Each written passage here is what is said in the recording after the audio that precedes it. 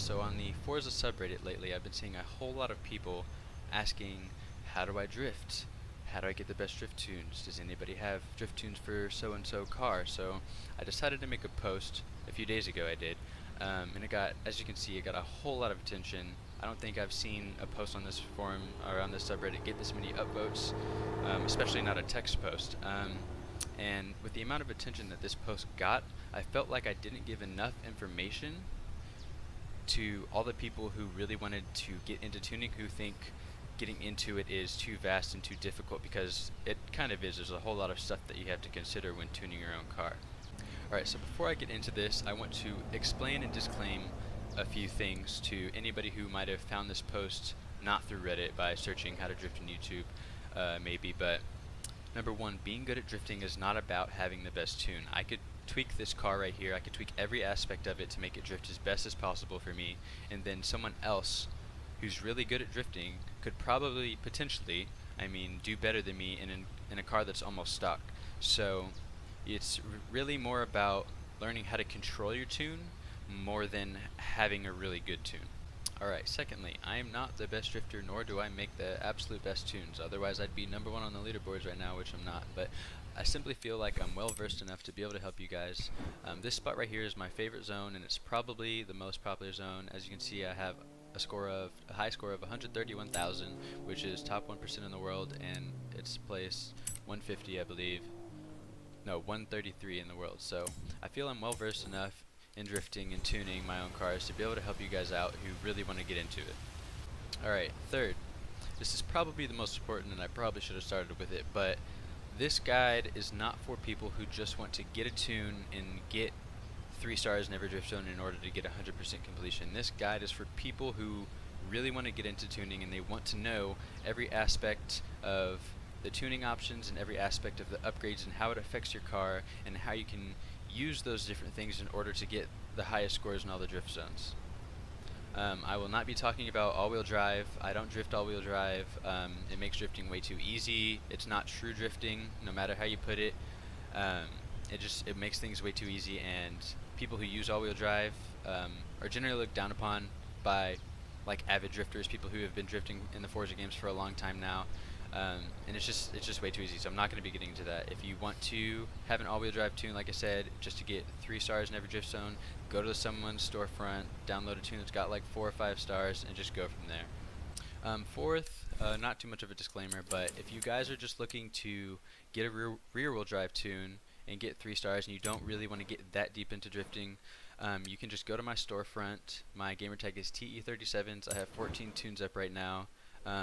Let's see, I have a GT86, I have a GTR Horizon Edition, I have a Lexus RCF, I have a Fairlady Z, I have a BMW M3 2005, I have 2 different RX-7s, I have an M3 Horizon Edition, I have an S15, I have a BRZ, I have a 240, an M4, and another Fairlady. So if you guys just want to get a tune and get the 3 stars out of the way for completion and not watch this whole video, just check these out. They're all 4 or 5 stars, so mostly, so I think they're all pretty good. Alright, so what I'm going to do now is I'm going to do a run in this car with this tune I have right now, and then after that I'm going to reset the tune back to default, aside for ride height because I have rally springs on, and I'm going to do that in order to show you guys how much of a difference a good tune can make.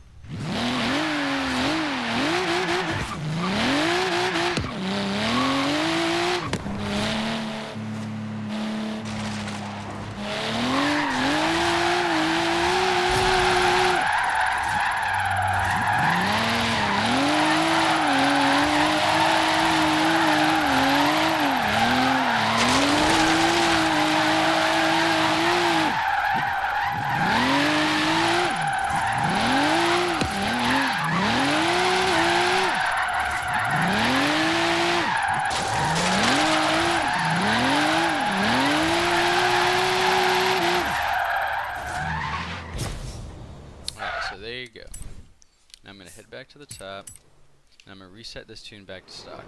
Alright, so as you guys can see, I've reset this tune back to default. Everything's back to default aside from the ride height because I'm using rally springs and I don't want to be 4 feet off the ground. But everything is back to default, so now I'm going to do a run with this default tune in order to show you guys how much of a difference a good tune can make.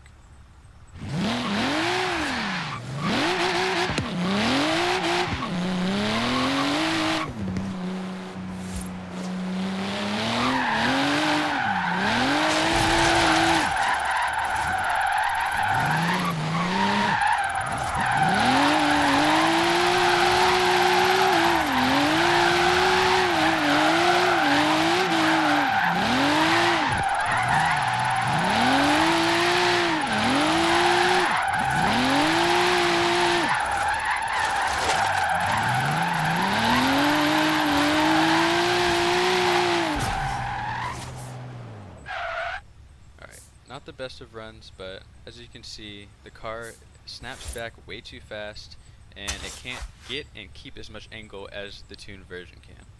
So now we're going to go back to the garage and I'm going to walk you guys through how to choose your drift cars and how to upgrade and tune them in order to make them the best as possible for you. Alright, picking a good car. There's only two things that you need to steer clear of when making a drift car. Those two things are mid and rear engine cars and cars that aren't or can't be converted to rear-wheel drive, which I don't even know if there are any of those, but if there are, steer clear. Mid and rear engine cars can be identified by this little graph right here. As you can see, this little white brick thing, which is the engine, is located in the middle of the car. This means the engine is mounted behind the driver. Mid and rear engine cars are cool, but they are not really ideal for drifting. Having the engine in the mid or the back means that there's a whole lot more weight in the rear. This makes it super hard to get and keep angle when throwing the car sideways because there's a whole lot of weight being thrown from the rear end and it wants to spin around. So when you're choosing a drift car, just make sure it's front engine. Right, so if you're new to drifting, I highly recommend using either the GT86/BRZ, the Nissan Silvia Spec R, the Nissan 240SX, or I don't have one here, but the Nissan Silvia Club K is also a great starter car. If you kind of know what you're doing with drifting, the Mazda RX-7 makes a great car, and so does the 1997 BMW M3. But the best of the best cars, as of right now, is the 1997 BMW M3 Horizon Edition. For reasons I'm not 100% sure on, the Horizon Edition of this car has almost twice as much steering angle as this non-Horizon Edition right here, and I'll show you. Alright, so now I'm in the 1997 BMW M3 non-Horizon Edition. If it was the Horizon Edition, it would say it right here. Now look at how much steering angle this thing has. It's not that much. It's the same amount as basically every other car in the game. So now I'm going to switch to the Horizon Edition of this car and show you guys the difference. Alright, now I'm in the 1997 BMW M3 Horizon Edition. Look at how much steering angle this thing has. It glitches through the fenders and everything. It's clearly way more than the non-Horizon Edition, and way more than any other car I can think of right now. My theory is that it's because the drift boost skills of the Horizon Edition version of this. So it's possible that the Focus RS has just as much steering angle as this, but I'm not sure because I don't have one. But this steering angle allows you to go super sideways and come back way more than cars without this much steering angle. So as of right now, this is the best of the best drift cars. Alright, so now that we're almost 10 minutes into the video, let's get into upgrades. Alright, I am on PC, so you'll have to excuse my stupid menu lag. Hopefully they fix this soon. But I'm going to start with drivetrain. Alright, for all of these you want race. For the clutch, a race clutch will give you faster shift times, which is crucial for transitioning or entries where you have to dump a lot of speed and downshift, because if you don't shift fast enough in that scenario, you're not going to be able to get the wheels spinning again, and then you'll probably either spin out or just head to the center of the track. For transmission, obviously you want race for the same reason of the clutch. It's just faster shift times. For the driveline, you definitely want race because it improves throttle response and it's crucial for getting the revs back up when you're about to get traction. For the differential, it's very important to have this because this allows us to adjust the differential acceleration and deceleration rates in the tuning options. Alright, up next is platform and handling. You're going to want race brakes, obviously, because you need that stopping power in order to sit on the e-brake and milk those points out. For springs and dampers, this is where it kind of gets confusing and might be really odd for people who have been drifting for a little bit and aren't too up to date on the newest things. most of the time, in the past, people would use race springs and dampers. And there's really no problem with that even now. But since Horizon 2, I think, is when it got really popular, using rally springs and dampers is the best because this allows you to have softer springs, and that means more body roll, which helps you keep angle. Alright, you're going to want race, front, and rear anti-roll bars. This unlocks the anti-roll bar section in the tuning options, and we'll get into that later. Chassis reinforcement and roll cage, this is where it gets a little bit confusing. You're either going to want completely no roll cage at all, or a full race cage. The way to identify if you need either is the weight distribution of the car. As you can see here, this BMW has 50-50 weight distribution. If you have a roll cage, it evens out the weight distribution of your car, so this car in particular doesn't need it that much. If your car is 55 per se weight distribution, you're going to want a roll cage in order to even that out. Now weight. If your car is around 23 to 2400 pounds, which I consider a little bit too light, you're going to want the roll cage in order to add that extra weight. If your car is too heavy, regardless of your weight distribution, too heavy, maybe be around 3,000 after weight reduction, you're probably not going to want a roll cage. Alright, weight reduction. This one's pretty easy. You're almost always going to want race weight reduction. This helps even out the weight distribution and also makes your car lighter, obviously. Now, it's kind of the same deal with chassis reinforcement. You need to pay attention to your weight distribution and your weight. If your car is a little bit too light, which is around 23 to 2400 pounds, you might want to consider sport weight reduction instead of race.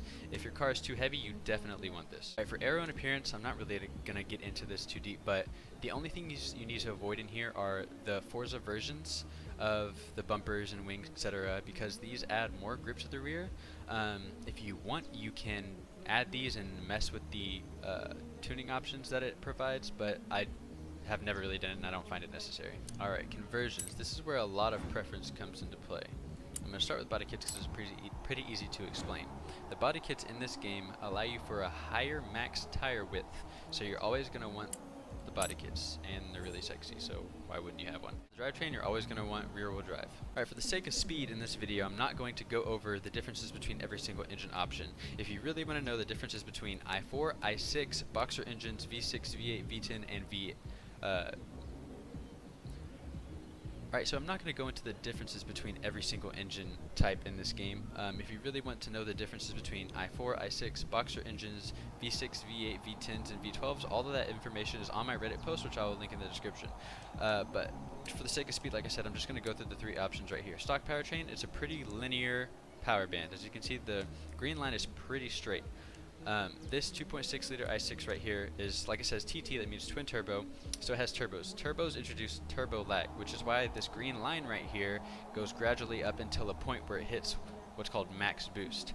This, it really depends, this is where the preference comes into play, but it really depends on your type of drifting, so I recommend if you're new to try out both types of engines. I personally like turbo lag because it allows me to transition better. I don't know, it's just my preference. If you want torque down low, then go for a V8, but I'm personally going to go for this 2.6 liter i6 twin turbo. Alright, so as you can see, the aspiration conversion has gone because you can't switch the aspiration for this, but just so you know, it is twin turbos. Alright, so now we're going to get into engine modifications. Now if you start out with a very high powered car, you're gonna want to be careful about what things you upgrade. But for a starter, you want to upgrade exhaust to race, camshafts to race, which is very important because race camshafts increase your rev limit, which is very important for drifting because that's where you're going to be in drifting. Displacement, it makes the engine more responsive, which is pretty important, and then the flywheel, of course. Once all these things are upgraded, if you have around 700 horsepower already, then you're going to want to leave everything else alone. If you don't have that much horsepower, you're going to want to increase everything else in turn until you have that much. Be careful about upgrading the twin turbos too much without upgrading the other things first, because this will result in a whole ton of turbo lag, and too much of that can obviously be a bad thing. Alright, now for tires and rims. I've already picked just a quick wheel. This is just the first option, just so I could show you guys the rim sizes, but I personally prefer 18s and 19s. The reason why I described in my Reddit post. If you want to go see that, go check it out, but just for the sake of speed, I'm just going to choose 18s right now. Alright, now that we got 18s on the car, we're going to want to choose our tire compound. Now, this is where it kind of gets tricky. The Horizon Edition cars only allow for race tire compound and rally tire compound. If you're doing competitive drifting, most leagues will not allow you to use race tires. It's been this way since Forza 4, I believe, or maybe even before. But I prefer to use race tires. If you're trying to compete for the top spots in the leaderboards, you're gonna want race tires. Now for tire width. For a build around 700 horsepower and around 600, 650 pounds of torque, you're going to want around 245s in the front. If you have too much grip in the front, it's going to be way too snappy during transitions. You're not going to be able to keep your angle that well. Alright, for rear tire width, I like around a 295 for a build around 700 horsepower. If you have too wide, you're not going to be able to get the wheels spinning, and then you're just going to get traction and straighten out. If you have not enough grip in the rear, your wheels are going to be spinning too fast, and that often results in spinning out. Alright, so for the sake of time in this video, instead of me going through the track a number of times and then tuning it after each try, instead I'm going to go through every tuning option and tell you exactly what each thing does. Alright, tire pressure. What this does is it increases the pressure in the tire, obviously. What this does is it decreases or increases the size of the contact patch of the tire. This gives you more or less grip. So if you wanted less grip in the rear, which is the usual with a drift car, you want to lower the tire pressure. That way you get a bigger contact patch giving you more grip. In the front you want less grip, that way your steering isn't so much effective, that way you can use your throttle more to steer. So for a drift car in a default tune, you probably want to do around 40 psi. Gearing we'll talk about in a second. Alright, so for alignment, in a default tune I usually run about -2 degrees front camber and -0.5 degrees camber. The reason for this, the front camber helps you turn in, which this gives you the ability to swing your car wider and get more angle and still be able to come back from that. Rear camber doesn't really matter too much, but it's just been -0.5 has been my default tune since around Forza 4. For toe, you want to put the rear at about -0.5. You can play with this. I don't really know if it affects it too much, but this has just been my default for a long time. At caster, I leave at around 6.5. It is not always default for 6.5 for every car, so you want to make sure it's around there. You usually want to keep this around 5.5 to 7, but I like it at 6.5. Alright, anti-roll bars. This is very similar to springs as well as damping. This is very, very important. So, if you are doing your drifts and you're spinning out a lot, what you want to do is you want to stiffen up the rear, that way there is less weight being thrown in the back, that way you're getting less angle and it makes it more controllable. Also, softening the front has the same effect as stiffening the rear. Alright, it's kind of the same deal with springs. If you're spinning out too much, what you want to do is you want to stiffen up the rear and then soften up the front. If you're not able to get a lot of angle, you want to do the opposite. You want to stiffen up the front and you want to soften the rear. When you're tuning a drift car, this is like what you want to be focusing on. You don't want to focus on the alignment too much. What you want to do is you want to even out how much weight is being thrown in the front of the rear of the cars instead of messing with the alignment too much, like I said. Alright, for ride height, you're going to want to lower this about all the way. This has been the standard for a long time, and I don't really think many people mess with this that much, but you can if you want. Alright, damping. This doesn't really need to be messed with too much, but what I suggest is moving the rear, or making the rear a little bit softer than the front, for both rebound and bump stiffness. If you're spinning out, you want to stiffen up the rear and soften the front, and if you're not getting enough angle, you want to stiffen up the front and soften up the rear. Alright, for aero, we don't mess with this. You can if you want. I couldn't give you any advice on it because I don't do it. Alright, braking. You want to leave braking balance at 50%. This is very, very important for tandems and also just kind of in general for drifting. Let's say you have 55% balance in the front. What this is going to do, it's going to brake your front wheels harder, which in turn is going to make you spin whenever you're hitting the brakes. If your rear is too high, or is it, let's say, 45%, what's going to happen when you hit the brakes is that your front is going to keep going forward and you're probably going to end up straightening out. So you want this at 50%, so that way when you brake, you just kind of keep going at the same angle. Alright, for braking pressure, I prefer it at 200%. This really doesn't make too much of a difference. It's just kind of just my default. You can mess around with it and see what it does yourself. Alright, differential. Acceleration, you always want at 100%. This is very, very, very important. For deceleration, I prefer it at 0%. I don't really ever mess with it, so I couldn't give you guys too much advice on what exactly it does. But acceleration at 100% is very, very important. What this does is it keeps the wheels spinning at the same speed, regardless of what angle you're at. If you're oversteering a little bit too much or spinning out too much, you could try and mess with this, lower it a little bit to reduce that oversteer, but I just always prefer it at 100%.